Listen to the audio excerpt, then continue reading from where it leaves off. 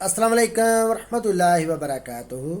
یونان مقیم تمام تارکین وطن، چاہے آپ کسی بھی کنٹری سے بلونگ کرتے ہو، اور اسپیشلی طور پر تمام ہمارے وہ بھائی جنہوں نے 3 سال امیگریشن کے تحت پیپر اپلائی کیے یا پھر 7 سال امیگریشن کے تحت پیپر اپلائی کیے ہوئے ہیں۔ بہت سارے بھائی ابھی یہ سوال کرتے ہیں کہ ہم لوگوں نے 3 سال امیگریشن کے تحت پیپر اپلائی کیے اور حکومت یونان نے 3 سال امیگریشن کا قانون پہلے ہی بند کر دیا تھا، کیا اب ہم کو پولیس گرفتار کرے گی یا نہیں کرے گی؟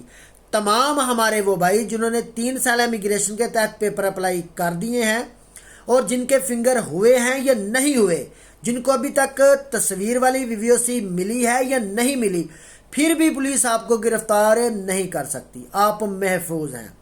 اور دوسرے نمبر پر بات کرنا چاہتا ہوں ہمارے وہ تمام بھائی جنہوں نے 7 سال امیگریشن کے تحت پیپر اپلائی کیے ہوئے ہیں۔ حکومت یونان نے 7 سال امیگریشن بند کرنے کے حوالے سے اعلانات تو جاری کر دیے ہیں، لیکن 7 سال امیگریشن کا پلیٹ فارم ابھی تک بھی آن لائن چل رہا ہے۔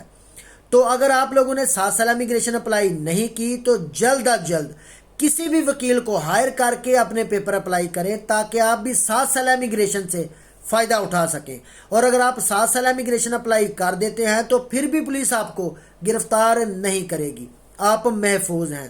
اور بہت سارے ہمارے وہ بھائی جو ابھی تک یہ بات سوچ رہے ہیں کہ 3 سال امیگریشن اپلائی کی ہے یا 7 سال امیگریشن اپلائی کی ہے، تو ہو سکتا ہے حکومت یونان کوئی ایسا فیصلہ کرے کہ ہم کو پیپر نہ ملے۔ تو میرے بھائیو، ایسا کوئی سین نہیں ہے، کیونکہ 3 اگست کو یہ قانون پاس کیا گیا۔ 3 اگست سے پہلے وہ تمام افراد جنہوں نے آلریڈی 3 سال یا 7 سال امیگریشن اپلائی کی ہوئی ہے، ان کو کوئی مسئلہ نہیں ہے۔